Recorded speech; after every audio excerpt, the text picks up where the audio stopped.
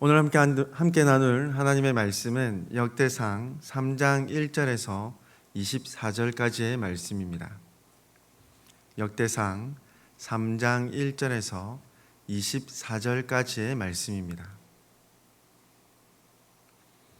우리 함께 하나님 말씀 봉독하도록 하겠습니다. 다윗이 헤브론에서 낳은 아들들은 이러하니 맏아들은 암논이라. 이스라엘 여인 아히노암의 소생이요 둘째는 다니엘이라. 갈멜 여인 아비가일의 소생이요 셋째는 압살롬이라. 그술 왕 달메의 딸 마아가의 아들이요 넷째는 아도니아라. 학기세의 아들이요 다섯째는 스바다라. 아비달의 소생이요 여섯째는 이드르암이라. 다윗의 아내 에글라의 소생이니 이 여섯은 헤브론에서 나았더라. 다윗이 거기서 7년 6개월 다스렸고 또 예루살렘에서 33년 다스렸으며 예루살렘에서 그가 낳은 아들들은 이러하니 시므아와 소밥과 나단과 솔로몬 네 사람은 다 암미엘의 딸 바수아의 소생이요 또 이팔과 엘리사마와 엘리벨렛과 노가와 네벡과 야비아와 엘리사마와 엘리아다와 엘리벨렛 아홉 사람은 다 다윗의 아들이요 그들의 누이는 다말이며 이외에 또 소실의 아들이 있었더라. 솔로몬의 아들은 르호보암이요 그의 아들은 아비야요 그의 아들은 아사요 그의 아들은 여호사밧이요 그의 아들은 요람이요 그의 아들은 아하시야요 그의 아들은 요아스요 그의 아들은 아마샤요 그의 아들은 아사랴요 그의 아들은 요담이요 그의 아들은 아하스요 그의 아들은 히스기야요 그의 아들은 므낫세요 그의 아들은 아몬이요 그의 아들은 요시야이며 요시야의 아들들은 맏아들 요하난과 둘째 요야김과 셋째 시드기야와 넷째 살룸이요 요야김의 아들들은 그의 아들 여고냐 그의 아들 시드기야요 사로잡혀간 여고냐의 아들들은 그의 아들 스알디엘과 말기람과 브다야와 세낫살과 여가мя와 호사마와 느바랴요 브다야의 아들들은 스룹바벨과 시므이요 스룹바벨의 아들은 무슬람과 하나냐와 그의 매제 슬로밋과 또 하수바와 오헬과 베레갸와 하사랴와 유삽헤셋 다섯 사람이요 하나냐의 아들은 블라랴와 여사야요 또 르바야의 아들 아르난의 아들들 오바댜의 아들들 스가냐의 아들들이니 스가냐의 아들은 스마야요 스마야의 아들들은 핫두스와 이갈과 바리야와 느아랴와 사밧 여섯 사람이요 느아랴의 아들은 에료에네와 히스기야와 아스리감 세 사람이요 에료에네의 아들들은 호다위야와 엘리아십과 블라야와 악굽과 요하난과 들라야와 아나니 일곱 사람이더라. 아멘. 어제 말씀에 이어지는 이 족보는 다윗 왕조가 계속해서 이어지고 있음을 볼 수 있습니다. 특별히 오늘 말씀의 1절부터 4절까지 기록된 이 다윗의 족보들을 보면 사무엘하 3장 1절에서 5절까지의 기록과 거의 동일합니다. 그런데 여기서 특이한 점은 둘째 아들의 이름이 사무엘하에서는 길르압, 역대상에서는 다니엘로 기록되고 있습니다. 두 아들의 이름의 뜻을 살펴보면 왜 다르게 기록되는지 어느 정도는 유추해 볼 수가 있겠습니다. 먼저 이 다니엘이라는 이 이름의 뜻은 하나님께서 재판하신다 또는 하나님은 나의 심판자라는 의미를 가지고 있고 길르압은 아버지의 소망이라는 뜻을 가지고 있습니다. 사실 다윗의 둘째 아들의 이름에 관한 본문이 어디에서도 기록되고 있지 않기에 왜 차이가 있는지, 왜 이름이 다른지 전혀 알 수는 없습니다. 그러나 둘째 아들의 이름의 뜻을 생각해 보았을 때 어떤 사건이 있었음을 어느 정도 생각해 볼 수 있습니다. 아마도 다윗이 밧세바를 범한 사건을 기준으로 둘째 아들의 이름이 바뀌었을 가능성이 있을 수도 있다는 것이죠. 어디까지나 유추일 뿐이며 정확하게 알 수는 없습니다. 그러나 어제 역대기 성경을 기록한 저자의 관점을 생각해 보았듯이 하나님 나라의 영광과 하나님께서 하신 언약을 반드시 지키신다는 것을 더욱 강조하고 드러낸다는 관점 및 특징이 있었습니다. 이에 따라 역대상의 저자는 다윗의 범죄 및 과오들을 기록하지 않고 넘어갔다는 점을 생각해 볼 때에 생각할 수 있는 가능성이라는 것이죠. 사건을 직접 언급하기보다는 둘째 아들의 이름에 내포하고 있다는 것입니다. 이후 이어지는 5절부터 9절까지는 예루살렘에서 태어난 다윗의 아들들에 관한 기록들을 이어갑니다. 5절 말씀 하반절에서 볼 수 있듯이 솔로몬을 포함한 총 4아들이 밧수아의 소생임을 기록합니다. 여기서 밧수아는 다윗이 간음했던 그 여인, 그리고 솔로몬의 어머니인 밧세바이죠. 다윗과 밧세바에 관련된 이 이야기를 언급하지 않고 10절에는 솔로몬으로 이어지는 족보로 자연스럽게 이어지고 있습니다. 솔로몬의 족보는 다윗의 후계자인 솔로몬으로부터 역대기 성경이 기록되었을 것으로 추정하는 포로 귀환 시기까지의 사람들의 족보가 기록됩니다. 10절부터 16절까지는 하나님께서 허락하신 성전을 건축한 솔로몬에서부터 포로 시기 이전까지의 다윗의 후손 남유다의 족보가 기록되고 있습니다. 그리고 이후 17절부터 24절까지 포로기 이후에 다윗의 주요한 후손들의 이름들이 기록되고 있습니다. 즉 하나님께서 다윗을 통해 하신 다윗의 가문이 계속해서 이어지고 있음을 기록하고 있는 족보가 되는 것이죠. 그 중에서도 주목해 볼 만한 인물들이 있습니다. 17절에 사로잡혀간 여고냐 그리고 스룹바벨입니다. 먼저 여고냐는 남유다의 제19대 왕인 요야긴 왕입니다. 18세의 왕위에 올라 3개월간 통치하던 중 바벨론의 느부갓네살의 침공으로 포로로 끌려갔던 왕이죠. 그러나 놀라운 점은 포로로 끌려간 지 37년 만에 포로의 신분에서 자유인으로 회복되게 되었으며 그가 왕족이라는 명예까지도 또한 회복합니다. 뿐만 아니라 늘 왕과 함께 왕의 앞에서 음식을 먹도록 해주던 사람입니다.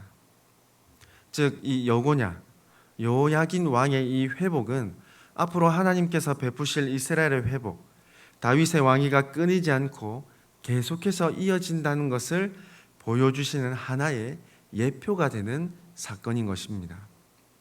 이후 바사 왕의 고레스 때 포로 귀환의 명령이 있고 마침내 스룹바벨을 중심으로 한 1차 포로 귀환이 이루어지게 됩니다.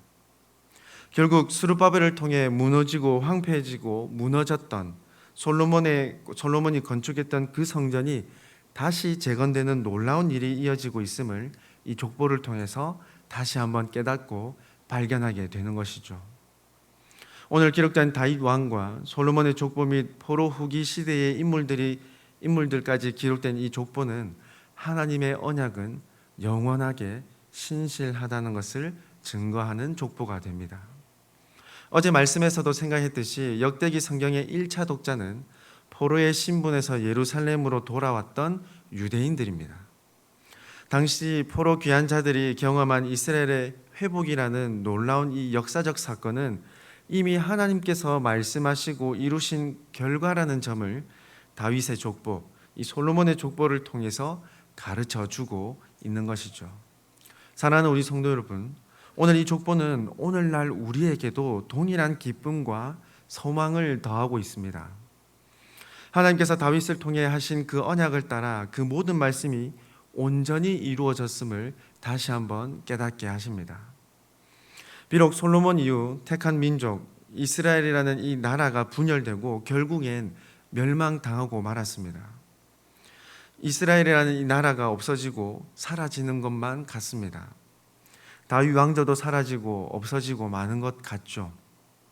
그러나 여전히 다윗의 혈통은 이어지고 있음을 오늘 족보를 통해서 깨달을 수 있습니다. 하나님께서 약속하신 그 언약은 다윗의 후손들을 통해 면밀하게 세밀하게 계승되고 있음을 분명하게 볼 수 있는 것입니다. 그리고 결국 다윗의 혈통에서 만왕의 왕이신 예수님께서 태어나셨다는 점을 생각한다면 아담에게서부터 이어지는 하나님의 그 언약이 오늘날 저와 여러분에게까지 고스란히 끊어지지 않고 이어졌음을 깨닫게 되는 것이죠. 이와 관련한 예수님의 족보를 우리는 다시 한번 떠올리게 됩니다. 누가복음 3장에 기록된 이 족보는 특이하게 예수님께로부터 시작하여 하나님에게로 위로 거슬러 올라가는 이어지는 족보를 기록하고 있죠. 누가복음 3장 31절 말씀입니다. 그 위는 멜레아요, 그 위는 맨나요, 그 위는 마따다요, 그 위는 나단이요, 그 위는 다윗이요. 그리고 누가복음 3장 38절 말씀입니다. 그 위는 에노스요, 그 위는 셋이요, 그 위는 아담이요, 그 위는 하나님이시니라.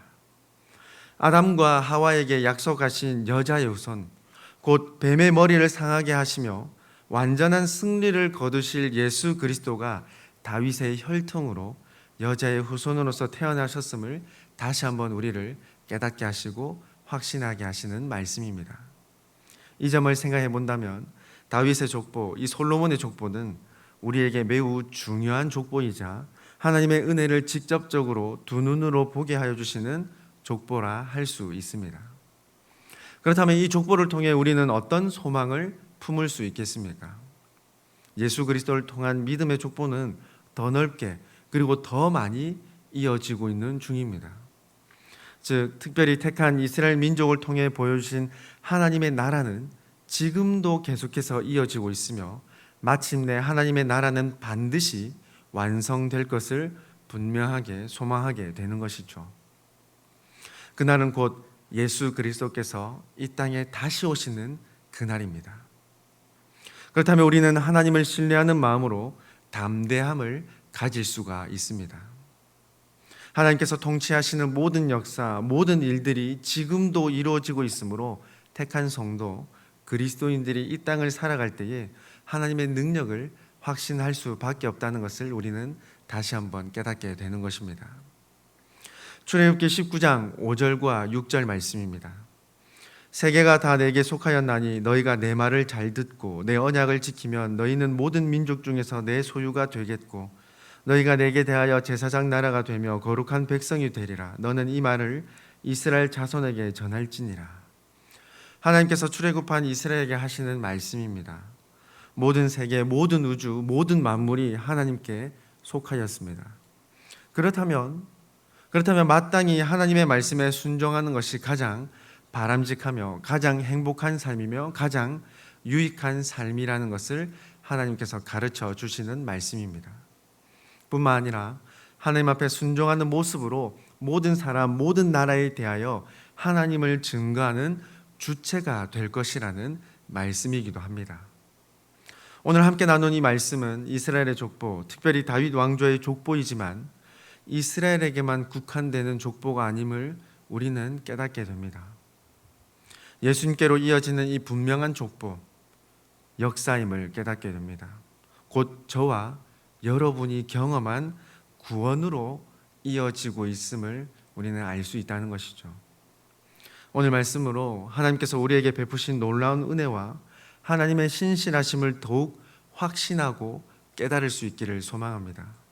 하나님께서 택하신 성도, 하나님의 특별한 소유가 되었음을 잊지 않고 하나님의 말씀에 마땅히 순종하는 그 삶을 살아감으로 살아계신 하나님이 증거되며 이 땅이 곧 하나님의 나라임을 선포되는 저와 여러분의 삶이 되기를 간절히 소망합니다. 함께 기도드리겠습니다. 사랑과 은혜가 풍성하신 하나님 아버지, 오늘도 하나님의 은혜를 사모하며 하나님의 말씀을 함께 나누게 하여 주심에 감사드립니다. 하나님께서 하신 모든 말씀을 빠짐없이 이루시며 하나님의 은혜를 풍성하게 더하고 계심을 확신하는 하나님 나라의 진정한 백성들 되게 하여 주시옵소서. 또한 하나님께서 반드시 완성하실 하나님 나라를 확신하고 소망하며 하나님의 뜻을 따라 순종하며 살아가는 참 그리스도인들 되게 하여 주시옵소서. 우리 각자의 삶을 통하여 살아계신 하나님을 온전히 증거할 수 있는 믿음과 지혜 또한 더하여 주시옵소서. 아버지 하나님, 수해로 인한 고통과 아픔을 겪는 모든 이들을 하나님께서 품어주시고 위로하여 주시고 모든 생명과 모든 역사의 주관자 되시는 하나님을 만나고 경험하는 은혜 또한 더하여 주시옵소서. 또한 우리 교회의 회복과 치유가 필요한 모든 성도들의 삶을 하나님께서 능력의 손으로 어루만져 주시며 은혜를 베풀어 주시어 육체가 깨끗하게 회복될 뿐만 아니라 감사와 기쁨을 회복하는 놀라운 은혜를 경험하게 하여 주시옵소서. 오늘 하루도 온전히 하나님을 의지하며 나아가오니 세밀한 것 하나하나 하나님께서 인도하여 주시고 보호하여 주시옵소서. 우리의 참 소망이신 하나님 앞에 감사드리오며 우리의 구원자 되시는 예수님의 이름으로 기도드리옵나이다. 아멘.